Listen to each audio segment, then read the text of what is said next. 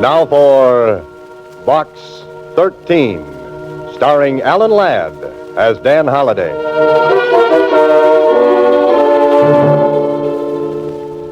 Well, what now, Mr. Holliday? What's new in Box 13? Yesterday, a man wanted to sell me a horse for $1,000 and a ranch to go around the horse for 25 times that much. The day before, my ad for adventure brought me a reply from a golf professional who simply wanted to drive golf balls off the tip of my nose. Mr. Holliday. Oh, is that Susie? I said that when a nice young man like you runs an ad, he should get a whole box full of answers. Oh, well, thank you, Susie. He should get bushel baskets full. Well, thanks again. The place should be loaded with letters. All right. Now, what did I get? One postcard. And from a kid at that. A kid? You mean a child? Sure, uh-huh. Here, let me see it. A postcard from a youngster. It's probably a gag. Some small girl selling 10-cent packages of flower seeds for 50 cents. Sell 5,000 packages and she gets absolutely free a St. Bernard dog. Well, let's see what really is on this postcard. I wrote to you, care of Box 13, because I thought you wanted it that way. I gotta see you right away on a very important matter. I am still doing business at the old stand. Signed, Johnny Moran. Johnny Moran? Why, he's a little boy who sells newspapers on the corner. Hey, Susie, get Johnny Moran up here right away. Oh, I can't do that, Mr. Holliday. Why can't you do it? Because he's here already. Hello, Mr. Holliday. Oh, Johnny, how are you, my boy? Why didn't you just come up and see me instead of writing a postcard first? Well, I like to do things sort of businesslike. Besides, it was fun to answer an ad for Adventure Wanted. Would you really do anything, Mr. Holliday? Sit down, Johnny, and tell me what your trouble is. Well, I kind of wanted to see you alone. Sort of private-like. Oh, that man-to-man stuff, huh? Yeah, that's it. Well, where would you like to talk? Well, I thought maybe you'd come down to the corner with me. I'll buy you a drink. A drink? You interest me strangely, Johnny. Come on, let's go. Okay. Oh, Susie, you'll excuse us, won't you? Well, I don't know. You better be careful, Mr. Holliday. Careful? I don't want Johnny teaching you bad habits.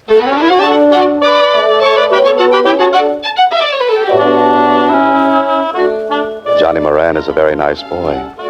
Can't be more than 12, but he certainly seems to know his way around. Yes, Holliday, if you were ordering a small boy, this is just the model you would choose. But this drinking business... I'm worried about you, Mr. Holliday. You sure that lemon Coke is enough? Lemon Cokes are always enough for me, Johnny. Especially when I spike them with an ice cube. Say, how's your banana split? Well, this one's got a little too much chocolate. I like the last one better. Better finish it, my boy. You want to talk business, remember? Oh, yeah. Well, I thought you might have read about it in the newspapers. Of course, you could have missed it. It was way back on page 5. Oh, it was on page 5. Well, here, I got a clipping of the story. Read it.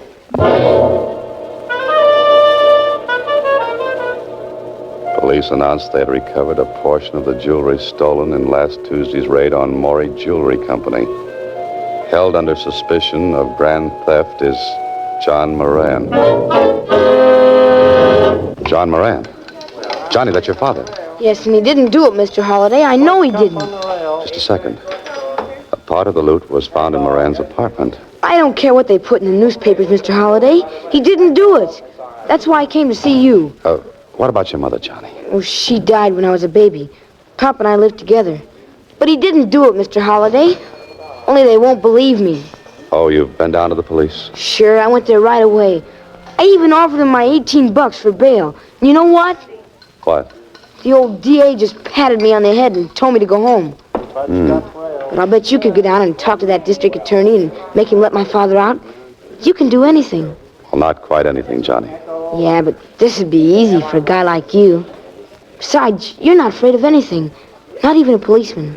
Well, that's very flattering, Johnny, but I don't know what I can do. Oh, you'll think of something, Mr. Holliday. You're a writer. You're smart. Oh, but listen, my boy, I'll bet you get my father out of jail in time for dinner.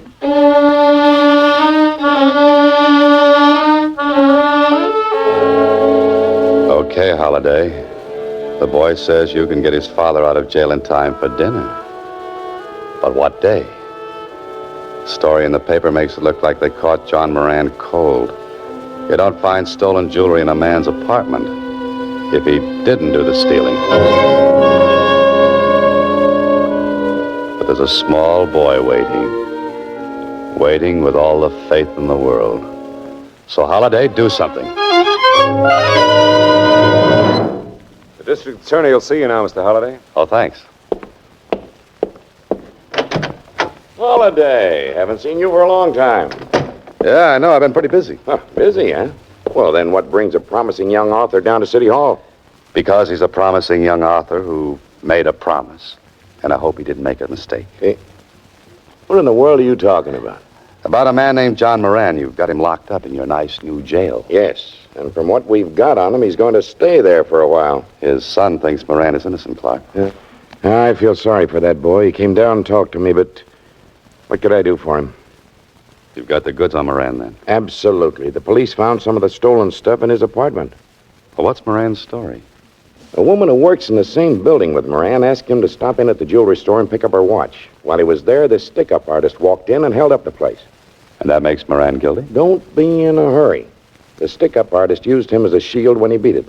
Moran claims the man forced him to drive the getaway car out into the country. Well, that still doesn't make him guilty. I think you've got the wrong person. This is where Moran's story went wrong. He walked into police headquarters and told it, but it sounded too good to be true. They detained him while a detective went over and searched his apartment. Oh? The detective found part of the loot. Moran couldn't explain where it came from. Well, to our office, it looks like he pulled a clever gag. We think he's in with the hold-up men. What about the woman, the one who sent Moran after the watch? Grace Willard? Oh, we don't have a thing on her. She's in the clear. I see. So, Holiday, you better forget about playing Don Quixote. Day of fighting windmills is over. Go home. Forget about Johnny Moran. Sure, Holiday, just forget all about John Moran. Write Finita the story and take it out of the typewriter. But how are you going to write the dialogue for a man who has to tell a small boy that his father hasn't got a chance? And describe the look in that boy's eyes. I don't care what that old district attorney said. My father isn't a crook. And your father should have been able to explain the stolen jewelry they found at your place. I'll bet he could, too. They just wouldn't listen to him. Oh, now, Johnny, if your father's innocent, they'll let him go. So you won't help me either. But I'm trying, my boy. What else can I do? Nothing, I guess. See you later, Mr. Holliday. Oh, Johnny, listen to me. I'm kind of busy right now. I gotta earn a lot of dough, I guess. Johnny. Because lawyers come pretty expensive, I heard. Oh, look, kid. You better go home, Mr. Holliday. I should have handled it personally in the first place.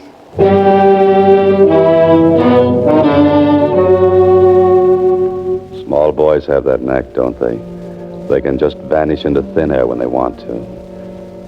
You're quite a character, Holiday. Go home and write this on your typewriter. Write about the small boy who wanted you to get his father out of jail. And you didn't quite make the grade. Hello? Mr. Holliday, this is Johnny. I'm up at the place where we live. Yeah, Johnny. There's something funny going on. What are you talking about? I'm afraid to go into our place. There's a man in there. You know him? He's going through the place, though, and he's looking for something. Johnny, listen. Run outside, find a policeman. I'll be right over. I gotta get out of here. Johnny, do what I said. Just walked out the door. He saw me. Get over to Moran's place fast, Holiday. You've got no time for fooling.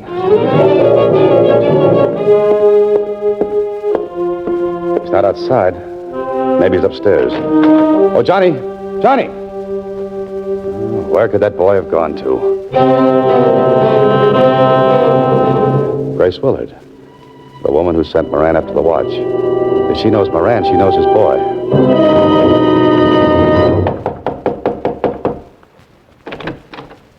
Yes? Oh, Miss Willard? Yes. Well, I'm Dan Holliday. Would you know where little Johnny Moran is? Come in. Now, what's this about Johnny? Well, he phoned me a few minutes ago from his place. There was a man going through it. He saw Johnny making the call. Johnny's disappeared. Yes. You phoned the police? Do you think he's been hurt? Well, the police knew nothing about it. I don't know what happened to the boy. That's why I came over here. I figured that if you knew his father, you knew Johnny, you know. Poor Mr. Moran. I feel so badly about him. You know, if I hadn't asked him to get my watch, this never would have happened. But that doesn't make it your fault, Miss Willard. Oh, I feel terrible about it just the same. And now, Johnny disappearing. He hasn't been here at all? No. Let me think of it. Oh, by the way, I was just having some coffee. Would you care to join me? Grace Willard is a very nice person. Really worried about the boy. Perhaps she'll come back with an idea. Here's your coffee, Mr. Holliday. Now we'll talk. Well, thanks. Did Johnny recognize the man? No, he didn't have time to say. Well, perhaps he found a policeman on the street. He might have gone back to the house. Well, maybe I ought to call back. Johnny's a cute little fellow. Johnny has a father who's in jail. Johnny's quite concerned about his father and would like to set him free. Grace Willard is stalling Holiday. Waiting for something. I don't know if Johnny will get his wish or not. You see, his father looks very guilty to the police. Holiday, you idiot. That coffee was doped. The oldest gag in the world, and you swallowed it. You look sleepy, Mr. Holliday. Are you feeling all right? She looks like a reflection in one of those amusement park mirrors. She's long and skinny. No, she's short and fat. Holiday, get up on your feet. How do you feel, Mr. Holliday? Are you all right? Answer me. Get on your feet, I said. Walk, Holiday. Walk. Walk this thing off before it's too late. You look very tired, Mr. Holliday. Let me get you a pillow. Come on, Holiday. One big How do you effort. feel, Mr. Holliday? I can't make it. You are listening to Box 13, starring Alan Ladd as Dan Holliday.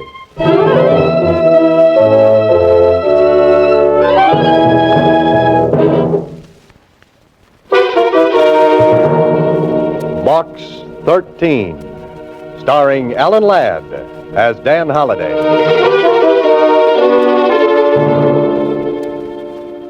Oh, take it easy, Holiday. Take it easy. Turn slowly now. Maybe your head still is connected to the top of your neck. That's better. Better. What am I saying? Where am I? An alley. Oh, fine. Dan Holliday, author, found lying in an alley between yesterday's newspapers and tomorrow's trash. What you need right this minute is a quick change, a fast bath, and a little chat with a district attorney. I've got a man going up to the Willard woman's place right this minute, Holiday. Thanks, Clark. This ties her up with the Moran case. Sure, else why would she give me knockout drops and have me dumped in an alley? I'll bet anything she's disappeared. But why just knock you out? Why not dispose of you permanently? I don't know, unless she was trying to kill time. Enough time to get something done. Well, you can't do anything now. If she's disappeared, she won't stay lost for long. My men will bring her in. Don't let her give him any coffee. She'll be out again. Pardon me. District Attorney's Office, Clark speaking. Yes? Where? When? How is he? Thanks. I'll see you later, Clark. I want to go over and see Johnny Moran. I don't think you'll find him at home, Holiday. Why not? That was the hospital who just called. Johnny Moran was brought in a while ago. the victim of a hit-and-run driver. And on top of that phone call about Johnny Moran is another one.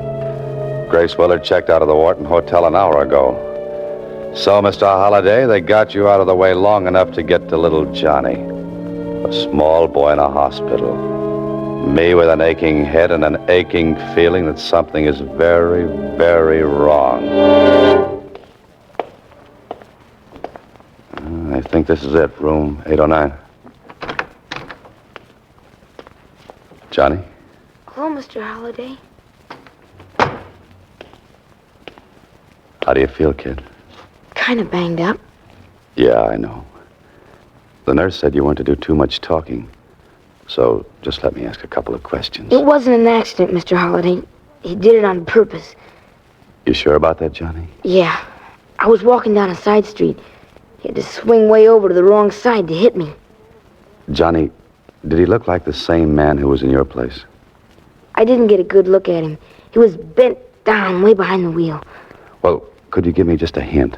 Was he tall, short, thin, fat? All I know is... Yes? Johnny. Johnny.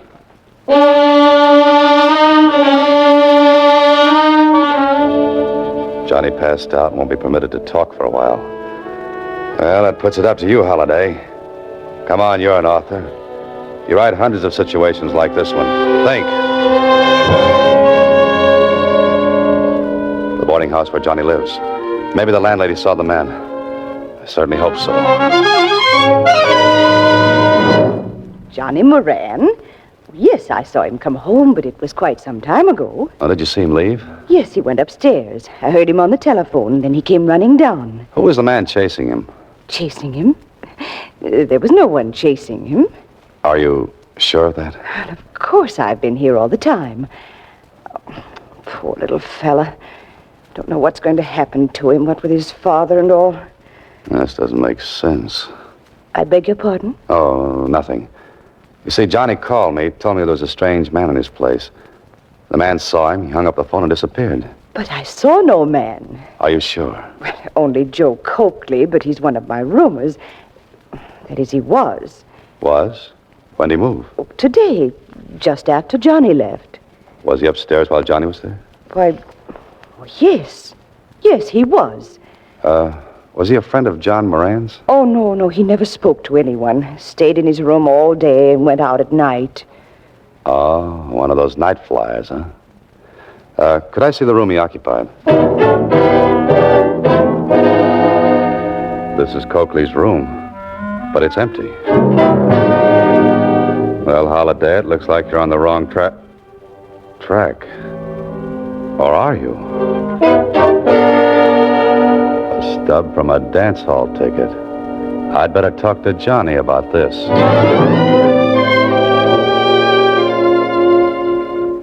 Johnny, the man who came out of your room, was he about my height? Did he have grayish hair? Did he wear a brown suit? Yeah, that's the man, Mr. Holliday. How come you never saw him before? He lived right across the hall from you. That guy? He only went out at night, after I was in bed. Oh? I'll see you later, Johnny. Hey, where you going? Tonight I'm going dancing.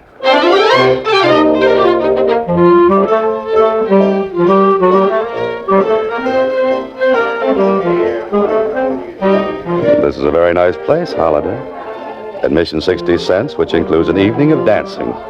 And from the looks of the customers, they're trying to get their money's worth. Like to dance, fella? Who, me? You ain't not twins, are you? No, I'm sorry. I'm afraid I'm a very bad dancer. Oh, you let me be the judge of that. Come on, kid. You look good to me. Oh, wait a second. Say, isn't that Joe Coakley over there? Oh, you know Joe? Yeah, and the girl with him. That's his girlfriend, Grace Willard. Oh, thanks. I'll see you later. Hey, where you going? This is it, Holliday. Only what are you going to do? They're leaving, and if you stop to make a phone call, you'll lose them. And I wouldn't like to lose that man. He's the one who hits small boys with big automobiles. They're going into that apartment house. This begins to look like the final chapter. Now to make a fast telephone call to an old friend, then better to get to the payoff.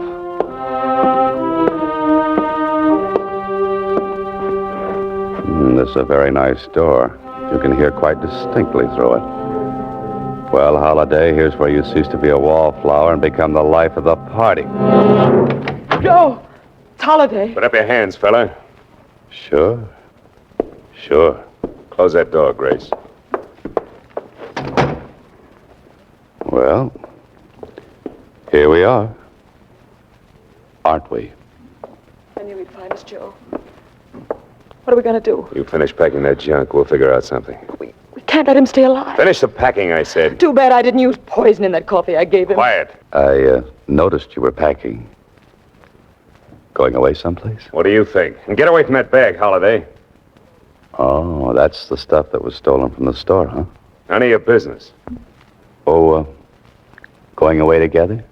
You and Miss Willard? Maybe. Mm-hmm. You pull that go down and pick up my watch routine in a lot of cities, huh, Joe? Make him be quiet, Joe. Hey, Joe, who was the girl who worked with you before you met Grace? You know, the one who lived in Cleveland, or was it Chicago? I always forget. Come on, Joe. What happened to her? Shut up, you. What happened to her, Joe? Or the girl before? How do you know there was another girl, Holiday? Well, Miss Willard, you don't think you're the only one, do you? You're crazy. Yeah? Ask him where he was last night. Don't pay any attention to him, Grace. He wasn't with you. Know where he was? How do you know he wasn't with me? This stub of a dance hall ticket I found in the other room. It calls for only one admission. You shut up, I said. Just a minute, Joe. Were you down there last night? Were you dancing with that blonde again? Suppose I was. So what? You've got a lot of nerve. You had me set up this whole deal. Had me find John Moran to play sucker for us. Had me frame the business of picking up my watch. I timed it out perfect for you. What do? You go dancing with a blonde. Grace, be quiet. This fella's up to something. Me? Now, what would I be up to? What about that other girl he talked about? What happened to her, Joe? Why don't you tell her, Joe? Cut it out, will you? Did she plant stolen jewelry in a sucker's room like I did to Moran? Grace, listen. Yeah. I'm listening. Go on, explain. Holiday, where are you going? Just opening the door. You see, I'd like the district attorney to hear the rest of your explanation, too.